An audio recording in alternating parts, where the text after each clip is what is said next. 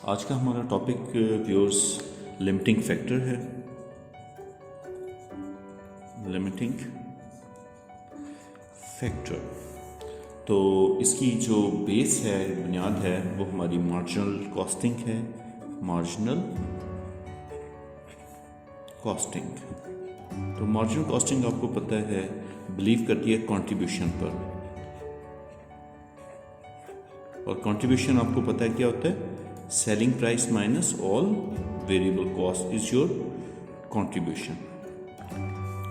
तो चलिए आते हैं टॉपिक की तरफ, और टॉपिक हमारा लिमिटिंग फैक्टर है। सबसे पहले फैक्टर समझते हैं। आपको पता है कि फैक्टर्स ऑफ प्रोडक्शन आपने इकोनॉमिक्स में भी पढ़े होंगे। फैक्टर्स ऑफ प्रोडक्शन, जिसमें आपने देखा कि लैंड आपके पास एक फैक्टर है, फिर आपके पास लेबर, फिर आपके पास कैपिटल और इंटरप्रेन्योर।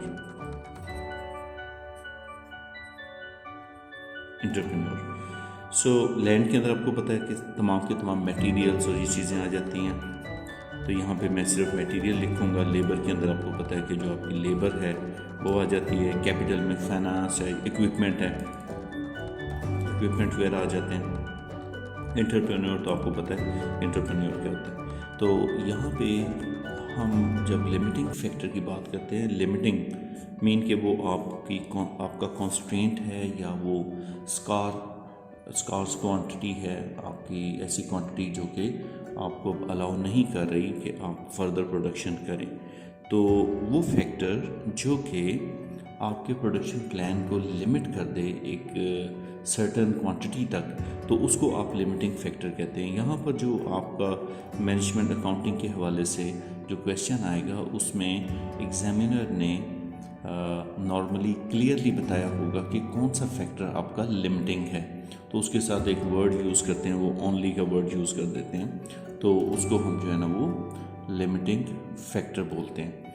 यहाँ पर इसकी वैसे अगर कैलकुलेशन करना चाहें तो इसका बिल्कुल बेसिक सा फॉर्मूला है कि कोई भी फैक्टर, आइदर वो मटेरियल है, या लेबर है, या मशीन आवर्स हैं, कोई भी तीनों में से जिस पर ये वाली इक्वेशन ट्रू प्रूफ हो, तो उसे आप लिमिटिंग फैक्टर कहेंगे। फॉर सपोज इसको मैं इक्वेशन को लिखता हूँ कि जो भी आपका फैक्टर है वो उसकी टोटल रिक्वायरमेंट जो है, रिक्वायर्ड क्वांटिटी अगर ग्रेटर है अवेलेबल क्वांटिटी से,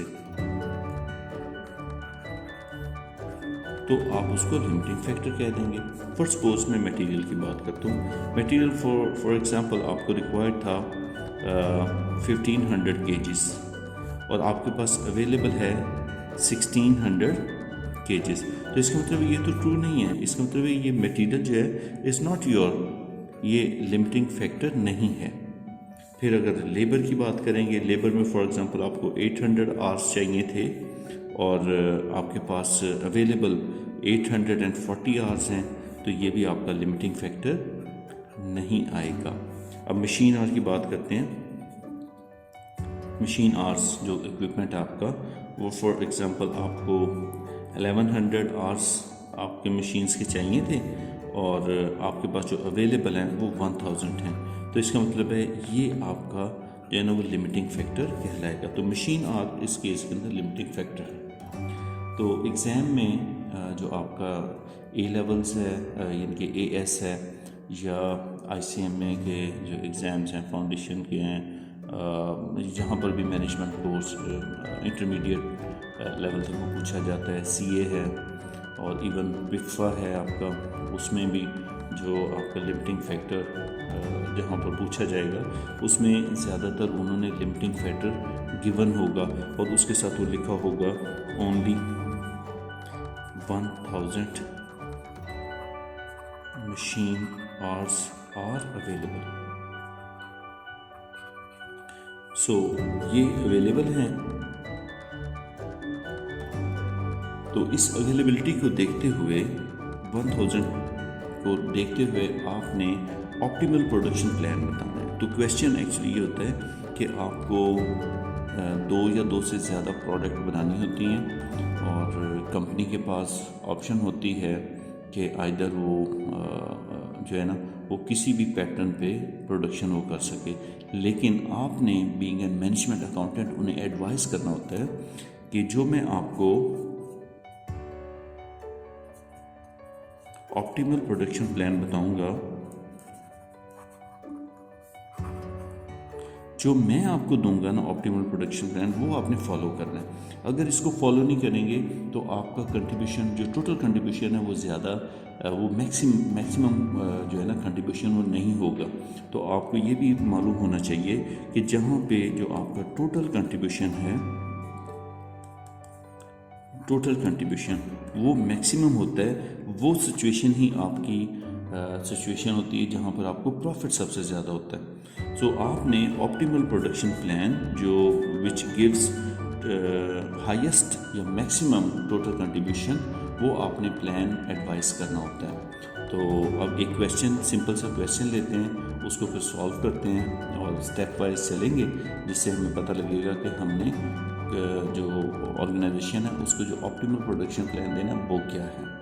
को समझते हैं, एक सिंपल सा क्वेश्चन लेते हैं। नॉर्मली एग्ज़ाम में भी इसी टाइप के क्वेश्चन आए होते हैं, तो वो भी सिंपल ही होते हैं। तो सबसे पहले हम देखते हैं कि हमारे पास 3 प्रोडक्ट्स हैं, X, Y एंड Z, हमने ये प्रोड्यूस करनी है और इसमें कुछ डाटा इस तरह अवेलेबल होगा। Selling price per unit given है ईच प्रोडक्ट की, फिर सेल्स डिमांड, ये बड़ी इंपॉर्टेंट है, ये भी गिवन होती है, यानी कि इससे कम तो हम बना सकते हैं लेकिन इससे ज़्यादा हम क्वांटिटी नहीं बनाएंगे, अदरवाइज़ वेस्ट हो जाएगी। तो हमने तो रिसोर्सेज को वेस्ट नहीं करना ना। तो 300 unit, 400 and 100 unit for each product. So उसके बाद मटेरियल जो यूज़ होना है एक प्रोडक्ट के ऊपर, X के ऊपर 2 kgs लगेगा और जिसकी प्राइस भी गिवन है $2 पर kg, और इसी तरह Y और Z। तो इसमें एक चीज़ ये भी जहन में रखिएगा कि ये जो मटेरियल यूज़ हो रहा है, सेम टाइप का मटेरियल X, Y और Z तीनों पर वही मटेरियल यूज़ होगा। तो उसकी जो क्वांटिटी है वो गिवन है और रेट भी गिवन है, तो इसमें इसकी हम अमाउंट भी निकाल सकते हैं, कैलकुलेट कर सकते हैं। 2 @ 2 = $4 जो है वो हमारा X के ऊपर लगेगा। इसी तरह Y की कैलकुलेशन भी हम कर सकते हैं और Z की कैलकुलेशन भी कर सकते हैं। अब लेबर पे आते हैं। डायरेक्ट लेबर जो सेकंड वेरिएबल कॉस्ट है हमारी, वो $3 पर आवर, लेकिन 2 आवर्स यूज़ हो रहे हैं, तो यहाँ पर कितनी आपकी कॉस्ट लेबर की यूज़ हो जाएगी, दैट इज़ $6। और इसी तरह हम Y और Z की भी जो है ना कैलकुलेशन वो इजीली कर लेंगे। तो last but not the least very important thing वो आपको गिवन होगी एग्ज़ाम के अंदर, वो है material available is 1000 kgs only. तो ये नॉर्मली ये ओनली का वर्ड यूज़ किया होता है और एग्ज़ाम सिचुएशन के अंदर आपको एक ही लिमिटिंग फैक्टर वो पूछेंगे और उसके लिए वो ये स्टेटमेंट भी एंड पे दे देंगे कि इतना अवेलेबल है। तो अगर हम फिर भी चेक करना चाहें कि मटेरियल हमारा लिमिटिंग फैक्टर है या नहीं, उसके लिए वही जो मैंने आपको सबसे पहले चीज़ बताई थी कि आपने ये इक्वेशन चेक करनी है कि जो आपका रिक्वायर्ड मटेरियल है अगर वो अवेलेबल से ज़्यादा है तब आप कहेंगे ये हमारा लिमिटिंग फैक्टर है। तो यहाँ पे हम जल्दी से चेक कर लेते हैं कि हमें 300 यूनिट्स और हर यूनिट पर 2 kg लगें तो हमारे लिए X जो है उस पर 600 kgs हमारा मटेरियल यूज़ हो जाएगा और इसी तरह 100 × 400 हमारा Y के ऊपर यूज़ हो जाएगा और Z के लिए हमें जो अमाउंट चाहिए 100 यूनिट्स और 3 kgs यूज़ होना है, तो 300 ये। तो ऑल टुगेदर देखते हैं कितना बनता है ये। तो ये बन गया 1300, ये रिक्वायर्ड है। और जबकि अवेलेबल हमारे पास कितना है, अवेलेबल हमारे पास 1000 है, तो हमारे पास ये शॉर्ट फॉल आ गया। तो इसका मतलब है जो आपका मटेरियल है, जो material is your limiting factor. तो अब सारा का सारा क्वेश्चन हम मटेरियल के पॉइंट ऑफ व्यू से ही करेंगे। तो इसमें सबसे पहले तो जो फर्स्ट स्टेप है आपका, आपने आइडेंटिफाई करना है लिमिटिंग फैक्टर, जो कि आप ये कर चुके, ठीक है। ये आपका फर्स्ट स्टेप आ गया। सेकंड स्टेप के अंदर आपने क्या करना है, इस तरह टेबल बना लेते हैं। यहाँ पे मैं x लिखता हूँ, यहाँ पे मैं y लिखता हूँ और z। ये एग्ज़ाम में आप लोगों ने ऐसे ही करना है। तो फर्स्ट स्टेप आपने ऊपर कर लिया और सेकंड अब स्टेप हम करने लगे हैं। इधर हमने फाइंड आउट करना है contribution per unit, right. Contribution per unit के लिए फॉर्मूला आपको पता है कि selling price minus variable cost. तो सेलिंग प्राइस आपको यहाँ पर गिवन थी, $16 गिवन था, और उसमें से वेरिएबल कॉस्ट आपने फाइंड आउट करी। ये $4 मटेरियल यूज़ किया और $6 किया, ऑल टुगेदर कितना आ गया ये, दैट इज़ 10 16 में से लेस करेंगे तो आपके पास $6 जो है वो कंट्रीब्यूशन पर यूनिट आ जाएगा। इसी तरह वाई के लिए जब आप देखेंगे 12 में से आपने इसकी वेरिएबल कॉस्ट लेस करनी है, तो मटेरियल की कॉस्ट है 1 kg at the rate of $2, 2 ये आ गया, और $3 at the rate of 2 hours equals to 6। तो ऑल टुगेदर इसे आप इकट्ठा करेंगे तो आपको बन जाएगा 8, 12 में से माइनस करेंगे तो $4 आपके पास जो है वो आ जाएगा। तो इसको मैं ऐसे लिख लेता हूँ $पर यूनिट, $पर यूनिट। इसी तरह जी के लिए हम कैसे कैलकुलेशन करेंगे कि इसमें 3 × 2 इक्वल्स टू $6 इसका मटेरियल का एक्सपेंस आ गया, और 3 × 1 इक्वल्स टू 3 ये आ गया। तो इसे ऑल टुगेदर ये 9 इसकी वेरिएबल कॉस्ट आ गई, 15 में से लेस करेंगे तो ये $6 जो है इसकी कॉस्ट है। अब यहाँ पे अगर हम देखें तो हमारे पास x में $6 बच रहा है एक यूनिट का, और $4 हम सेव कर रहे हैं, कंट्रीब्यूशन ले रहे हैं y से, और z से हम $6 ले रहे हैं। तो अगर हम कंट्रीब्यूशन को देखें फिर इसका मतलब है हम आइदर x बना लें या y बना लें, इसको ना बनाएं, ठीक है। लेकिन यहाँ पे इस तरह आपने डिसीजन नहीं करना। इसके लिए सेकंड और ये थर्ड स्टेप आपका है, इट इज़ वेरी इंपॉर्टेंट, ये है कंट्रीब्यूशन पर लिमिटिंग फैक्टर। ये एक्चुअली डिसीजन यहाँ पर डिसीजन होगा आपका। तो आपने कंट्रीब्यूशन पर लिमिटिंग फैक्टर लेना है। कंट्रीब्यूशन पर यूनिट आपके पास आया 6, और जबकि आपने 6 का कंट्रीब्यूशन कितने लिमिटिंग फैक्टर यूज़ करके लिया, 2 kgs, राइट। तो इसमें हम करेंगे क्या, इसमें हम करेंगे इसकी मैं यहाँ पे कैलकुलेशन आपको बताता हूँ। ये आपने करना है contribution divided by limiting factor per unit, okay. So x के लिए देखिए कंट्रीब्यूशन आपका 6 आ रहा है, और इसको बनाने के लिए आपके लिमिटिंग फैक्टर कितने थे, 2 hours। तो यहाँ पे मैं लिखता हूँ $6 divided by 2 kg, sorry hours नहीं kgs। तो ये आपका आंसर यहाँ पर आ रहा है, दैट इज़ $3 पर kg। मीन्स कि आप x के एक यूनिट बना रहे हैं, उस पर आपका 2 kg जो है ना वो मटेरियल लग रहा है, जबकि उसकी सेविंग कितनी, कंट्रीब्यूशन कितना है 6। तो 1 kg के अगेंस्ट आपको कितनी सेविंग हो रही है, ये $3 की जो है ना वो सेविंग पर kg दे रहा है। इसी तरह आपने y और z को भी फाइंड आउट करना है। इसके 4 kgs $4 बच रहे हैं कंट्रीब्यूशन, जबकि ये 1 kg जो है ना वो मटेरियल यूज़ हो रहा है। तो 4 डिवाइडेड बाय 1 करेंगे तो आपके पास आंसर जो आएगा 4 divided by 1 kg equals to $4।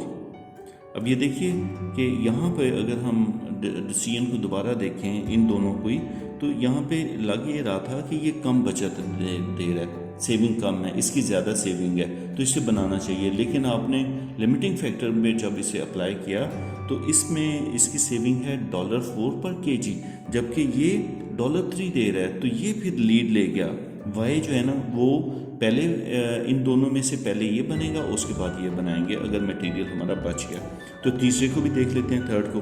Third में आपकी जो सेविंग हो रही है वो हो रही है $6 पर यूनिट, जबकि इसमें कंजम्पशन कितनी है, रिसोर्स कितना यूज़ करें 3।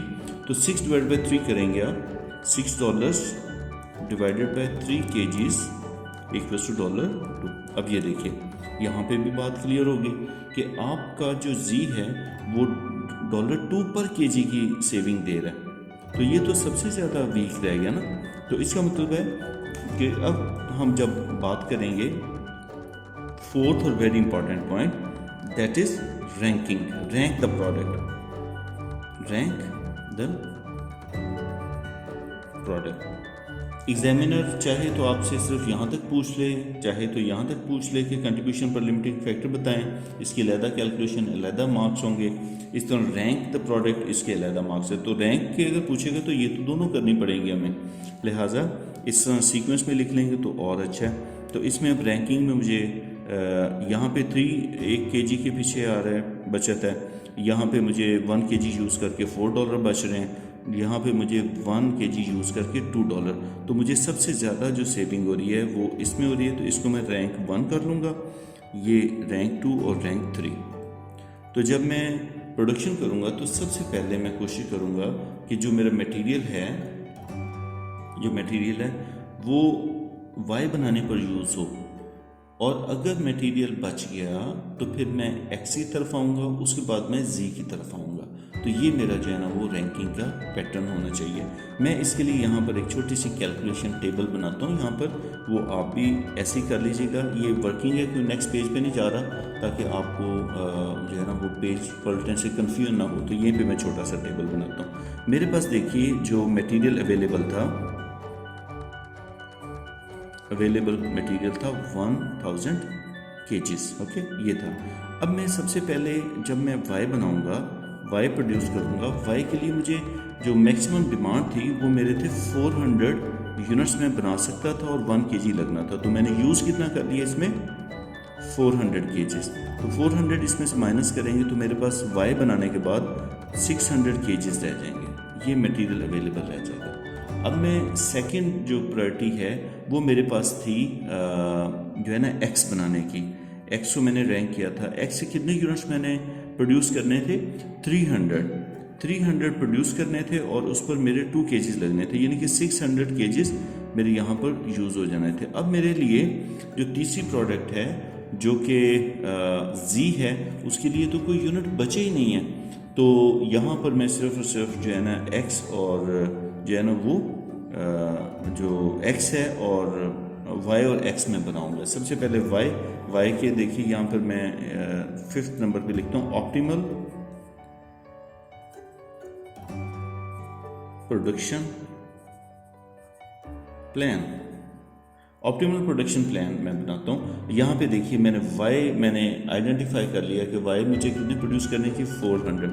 तो यहाँ मैं 400 यहाँ लिख लेता हूँ, और उसके बाद मुझे एक्स कितने प्रोड्यूस करने चाहिए, वो मुझे 6 जो है ना वो 300 एक्स हमें प्रोड्यूस करने चाहिए, क्योंकि इससे ज़्यादा तो मैं बना ही नहीं सकता। अब मेरे पास कुछ बचे ही नहीं है, तो इसलिए मैं यहाँ पर नील लिख देता हूँ। यहाँ पर मैं कहता हूँ कि जी तो बनाए ही ना, ठीक है, क्योंकि ये शॉर्ट टर्म डिसीजन मेकिंग है।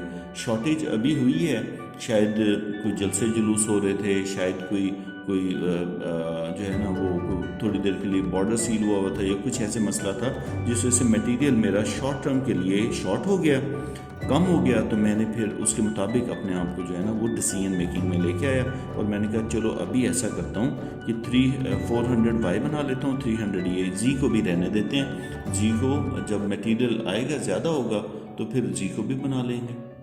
तो ये basically short term decision making की टेक्निक है। अब यहाँ पे क्वेश्चन आपका ख़त्म नहीं होता, ये ऑप्टिमल प्रोडक्शन प्लान तो आपका आ गया। यहाँ पे एक बात छोटी सी और मैं समझा दूँ, अगर मेरे पास ये क्वांटिटी अवेलेबल जो है ना वो 1200 होती, तो फिर मैं 400 kg इधर यूज़ करता, फिर मैं 600 इधर यूज़ करता, तो 200 kg मेरे पास रिमेनिंग रहती। तो जी जो है वो फिर भी सारा का सारा नहीं बन सकता था। तो मैंने फिर क्या करना था कि जो मेरे पास यहाँ पे रिमेनिंग क्वांटिटी रहनी थी उसको मैंने डिवाइड करना था, जो पर यूनिट जो जी है, जी जो है ना वो पर यूनिट कितना फाइंड आउट कितना है। फॉर एग्जांपल अगर यहाँ पर देखिए ना ये 3 kgs लग रहा है, मैं कहता हूँ यहाँ पे जो हमारा आंसर है ना रिमेनिंग वो 9 रह गया, तो 9 डिवाइड बाई 3 करूँगा तो कितने यूनिट आएंगे, तो 3 यूनिट ही मेरे कैलकुलेट हो जाएंगे। तो रिमेनिंग अमाउंट जो रह जाएगी उसमें जो आखिरी प्रोडक्ट होगी उसको इस तरह आपने कैलकुलेट करना है। चलिए अब आगे मैं 6 पॉइंट के ऊपर चलता हूँ। ये है टोटल कंट्रीब्यूशन आप यहाँ पे फाइंड आउट करेंगे। तो टोटल कंट्रीब्यूशन आप क्या करेंगे, 300 यूनिट्स बने और 1 यूनिट के ऊपर कंट्रीब्यूशन आपने सेकंड फेज के अंदर मालूम करे थे 6, तो 3 इंटू 6 1800, ये आपके डॉलर्स आ गए। 1800 कंट्रीब्यूशन यहाँ से आ जाएगा और 400 यूनिट्स बनेंगे और 4 ही आपका कंट्रीब्यूशन है, तो ये आ जाएगा 1600। और ये तो आपके 0 यूनिट्स बने और कंट्रीब्यूशन जाहिर है इसका 11 0, तो टोटल अगर जब आप कंट्रीब्यूशन देखेंगे तो इसको आप प्लस कर लें, ये आ गया 400 और 3, तो 3400 आपका टोटल कंट्रीब्यूशन इस क्वेश्चन के अंदर कैलकुलेट हो गया, राइट जी। सो अब अगर आप वो कहें जी टोटल प्रॉफिट मालूम करें, तो एक इन्फॉर्मेशन और उन्होंने दी होगी, वो उन्होंने यहाँ पर पीरियड कॉस्ट गिवन होगी। तो टोटल प्रॉफिट जब आपने फाइंड आउट करना है तो इसमें से लेस कर लेंगे पीरियड कॉस्ट, मीन ये जो आपकी फिक्स्ड कॉस्ट होगी फॉर द पीरियड वो गिवन होगी। फॉर सपोज वो 2000 दी हुई थी, तो 2000 को बीच में से लेस कर लें तो आपका 1400 टोटल प्रॉफिट आ जाएगा। तो आप ये टेक्निक जब आप यूज़ करते हैं लिमिटिंग फैक्टर की, फिर आप क्लेम कर सकते हैं कि जो मेरा आंसर है, जो मैंने आपको ऑप्टिमल प्रोडक्शन प्लान दिया है 300 unit of X and 400 unit Y, इसके अलावा कोई भी कम्बिनेशन आप पिक करेंगे ना, तो आपका प्रॉफिट 1400 से कम ही होगा या कंट्रीब्यूशन 3400 से कम ही होगा, ज़्यादा नहीं हो सकता। सो ये आपका जो है ना वो लिमिटिंग फैक्टर था। नेक्स्ट जो वीडियो है उसमें हम एक कैम्ब्रिज का क्वेश्चन देखेंगे, उसको इंशाल्लाह सॉल्व करेंगे। टिल देन ओके, अल्लाह हाफिज़।